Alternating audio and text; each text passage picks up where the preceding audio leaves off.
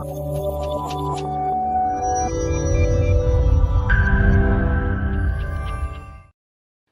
Is doctor Shravya working at cell health. మీకు ఎప్పుడైనా పాలు తాగినప్పుడు కానీ లేదా పెరుగన్నం తిన్నప్పుడు కానీ మీకు పొట్టలో ఉబ్బరంగాను కడుపులో నొప్పిగాను డిస్కంఫర్ట్ గాను అనిపిస్తే ఈ వీడియో మీకోసం. ఈ వీడియోలో మనం లాక్టోజ్ ఇంటాలరెన్స్ అనే టాపిక్ గురించి డిస్కస్ చేసుకుందాం. లాక్టోజ్ ఇంటాలరెన్స్ అంటే ఏంటి, ఇది ఎందుకు వస్తుంది, ఎవరిలో వస్తుంది, ఇండియాలో ఇది ఎంత ప్రివలెంట్గా ఉంది, అంతేకాకుండా లాక్టోజ్ ఇంటాలరెన్స్ ఉన్న వాళ్ళకి వచ్చే న్యూట్రిషనల్ డెఫిషియన్సీస్ ఏంటి, దీన్ని ఎలా ఫుల్ఫిల్ చేసుకోవాలి అనేది ఈ వీడియోలో డిస్కస్ చేసుకుందాం. లాక్టోజ్ ఇంటాలరెన్స్ అంటే ఏంటి అంటే, ఎప్పుడైతే మనం డైరీ ప్రొడక్ట్స్ ఏవైతే తీసుకుంటామో వీటిల్లో లాక్టోజ్ అనే కార్బోహైడ్రేట్ షుగర్ అనేది ఉంటుంది. ఇది డైజెస్ట్ అవ్వడానికి మన బాడీలో లాక్టేజ్ అనే ఎంజైమ్ అనేది ప్రొడక్షన్ అనేది అవసరం. ఎవరికైతే ఈ లాక్టేజ్ ఎంజైమ్ ప్రొడక్షన్ ఉండదో వాళ్ళలో లాక్టోజ్ ఇంటాలరెన్స్ అనేది మనం చూడొచ్చు. వీళ్ళు ఈ డైరీ ప్రొడక్ట్స్ తీసుకున్న తర్వాత అంటే పాలతో చేసిన పదార్థాలు తిన్న తర్వాత పొట్ట ఉబ్బరంగాను కడుపులో నొప్పి రావటము డయేరియా లాంటిది అంటే మోషన్స్ అవటం లాంటివి గమనించుకోవచ్చు. ఇది ఎందుకు అవుతుందంటే ఈ లాక్టేజ్ ఎంజైమ్ డెఫిషియన్సీ ఉన్నప్పుడు పాల ప్రొడక్ట్స్ అనేవి అంటే పాలు కానీ పెరుగన్నం కానీ తిన్నప్పుడు ఇవి స్టమక్ నుంచి స్మాల్ ఇంటెస్టైన్ కూడా పాస్ అయిపోయి లార్జ్ ఇంటెస్టైన్ కి డైజెస్ట్ అవ్వకుండా ఎప్పుడైతే వెళ్తాయో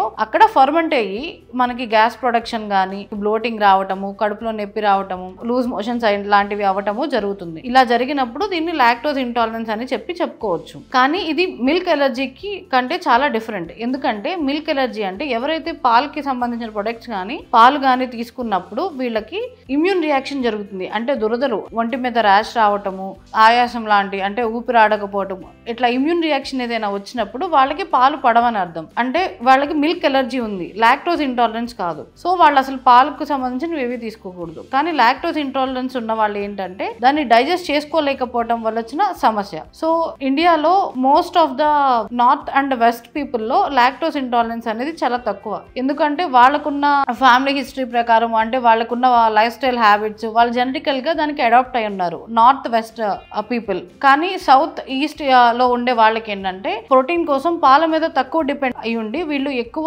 నాన్ వెజిటేరియన్ మీద డిపెండ్ అయి ఉన్నారు. సో వీళ్ళకి జెనెటికల్ గా కొంచెం లాక్టోజ్ ని డైజెస్ట్ చేసుకునే కెపాసిటీ కొంచెం తక్కువగా ఉండటం వల్ల మనకి సౌత్ ఈస్ట్ రీజియన్ లో ఉన్న వాళ్ళలో 60% పీపుల్ కి అది కూడా మెయిన్లీ తిరుచి పాండిచేరి ఇట్లాంటి రీజియన్స్ లో ఉన్న వాళ్ళకి ఎక్కువగా ఈ లాక్టోజ్ ఇంటాలరెన్స్ అనేది గమనించడం జరుగుతుంది. ఈవెన్ మన తెలుగు రాష్ట్రాల్లో కూడా 50% ఆఫ్ ద పీపుల్ అంత ఎక్కువగా లాక్టోజ్ ని డైజెస్ట్ చేసుకోలేకపోవడం కూడా మనం రీసెర్చ్ పేపర్స్ లో చూడటం జరుగుతుంది. సో ఎవరైతే ఈ లాక్టోజ్ ఇంటాలరెన్స్ ఉంది లేదు అనేది గమనించుకోవాలనుకుంటున్నారో ఇప్పుడు నేను చెప్పే ఇన్ఫర్మేషన్ బట్టి మీరు అసెస్ చేసుకోవచ్చు. సో లాక్టోజ్ ఇంటాలరెన్స్ అనేది రెండు రకాలుగా ఉంటుంది. ఒకటి జెనెటిక్ మీడియేటెడ్. వీళ్ళకి ఏంటంటే వయసు పెరిగే కొద్దీ జీన్ మ్యూటేషన్ 13910T జీన్ అనేది మ్యూటేషన్ ఉండటం వల్ల వీళ్ళకి చిన్నతనం నుంచి అంటే మదర్ ఫీడింగ్ అయిపోయిన తర్వాత పెద్ద అవుతున్న కొద్దికి అంటే టూడ్లర్ ఏజ్ ఆ టైంలో నుంచి లాక్టోజ్ ఇంటాలరెన్స్ అనేది మనం గమనించవచ్చు. వీళ్ళకి ఎంజైమ్ సెక్రేషన్ లాక్టోజ్ అనే ఎంజైమ్ సెక్రేషన్ అనేది తగ్గిపోవడం జరుగుతుంది. ఇది ప్రైమరీ లాక్టోజ్ ఇంటాలరెన్స్. అంటే వీళ్ళకి చైల్డ్హుడ్ నుంచి కూడా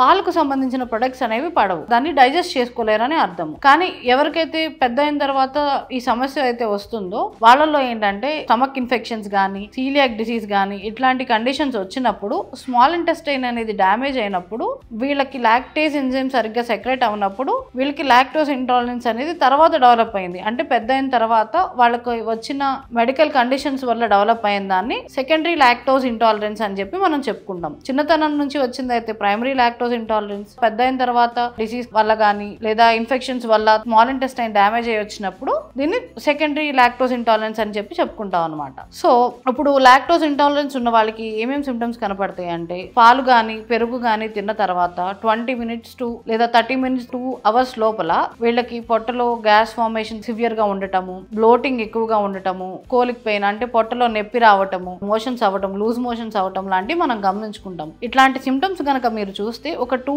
weeks కనుక మీరు ఈ లాక్టోజ్ కి సంబంధించిన అంటే పాలకు సంబంధించిన ప్రొడక్ట్స్ ఆపేసి తర్వాత 2 weeks తర్వాత కొద్దిగా పాలు కలిపిన టీ లాగా గానీ లేదా కొంచెం పోర్షన్ స్మాల్ పోర్షన్ లో పెరుగన్నం గానీ తీసుకున్నప్పుడు మనకి మళ్ళీ ఈ సిమ్టమ్స్ మళ్ళీ వస్తున్నాయా లేదా వస్తే ఎంత తీవ్రంగా వస్తున్నాయి అనేది మనం చూసుకొని దాన్ని బట్టి మనము టెస్ట్ కి వెళ్ళాలా లేదా అనేది డిసైడ్ అవ్వాలి. ఇట్లా 2 వీక్స్ ఆపిన తర్వాత మళ్ళీ మనం తీసుకున్నప్పుడు సిమ్టమ్స్ వస్తున్నాయి అంటే ఒకసారి టెస్ట్ చేయించుకుంటే మంచిది. లేదు బాగానే ఉంది ఆ స్మాల్ పోర్షన్ తీసుకున్నప్పుడు అంటే అట్లా కొద్దిగా మనం బాడీకి అలవాటు చేసుకుని పోర్షన్ సైజ్ అనేది పెంచుకుంటూ వెళ్ళవచ్చు. సో లాక్టోజ్ ఇంటాలరెన్స్ ఉన్న వాళ్ళకి మనం చేసుకోగలిగిన టెస్ట్లు ఏంటి అంటే, ఒకటి హైడ్రోజన్ బ్రీత్ టెస్ట్. అంటే మీరు లాక్టోజ్ ఉన్న డ్రింక్ ఏదైనా తీసుకున్న తర్వాత మన బ్రెత్ లో హైడ్రోజన్ లెవెల్స్ ని టెస్ట్ చేయడాన్ని హైడ్రోజన్ బ్రీత్ టెస్ట్ అని చెప్పి చెప్పుకుంటాం. అదే లాక్టోజ్ ఇంటాలరెన్స్ టెస్ట్ వచ్చేసరికి మనము లాక్టోజ్ ఉన్న ప్రొడక్ట్స్ తీసుకున్న 2 hours తర్వాత మన బ్లడ్ షుగర్ లెవెల్స్ ని టెస్ట్ చేస్తారు. ఈ 2 టెస్టుల ద్వారా మనకి లాక్టోజ్ ఇంటాలరెన్స్ ఉందా లేదా అనేది మనకు తెలుస్తుంది. సో ఒకవేళ మీకు లాక్టోజ్ ఇంటాలరెన్స్ ఉంటే గనక మనం ఎలా మేనేజ్ చేసుకోవాలి అంటే,